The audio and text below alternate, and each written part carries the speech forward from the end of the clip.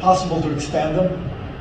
Yes, absolutely possible. And indeed, maybe this comes from my Christian faith, or although my wife would deny this, I'm an optimist by nature.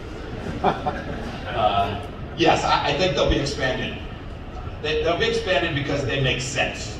And just as we put America first, you should know every leader in the world puts their own nation first, right? We often get shorthanded or criticized for that. It has all historic connotations, but we were always focused on how do we deliver on the promises that we made to the American people and our oath to our Constitution. That's how we spent our days, right?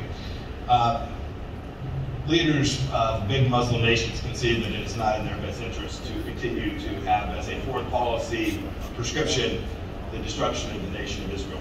And so there's an incentive to get it right, but things have to come together. A handful of things came together. One, really good American leadership that started with a foundational understanding of the deep connections between the United States and Israel and their paramount importance to the United States of America.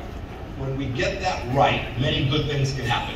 The second thing we did is we pushed back on Iran, the singular destabilizing force in the region. We began to deny them resources and tools. And when you do that, when you get those two pieces right, Muslim nations have the opportunity to know that there's a possibility that they can actually recognize Israel's right to exist and their street won't erupt, right? This has always been the historic legacy. And you will give them permission, space, to move forward making peace with Israel in spite of the fact that the conflict between Israel and the Palestinians has not yet been resolved. We were successful at doing each of these three pieces, and it came together. And then it just takes good leaders too. Prime Minister Netanyahu, President Trump, Mohammed bin Zayed, the Crown Prince in Bahrain. It takes really good leaders coming together around this moment and then being prepared to take what is a non-zero risk and actually doing what they know is right for their people. I think these will continue, but it's going to take American leadership. We were an instrumental part of making those accords happen.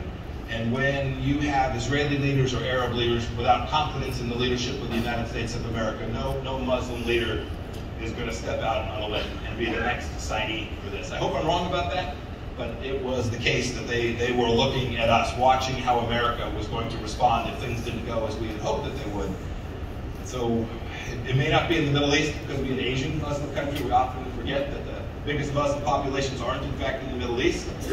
North Africa, Egypt, Indonesia, Malaysia, Pakistan, big Muslim populations. I hope that those nations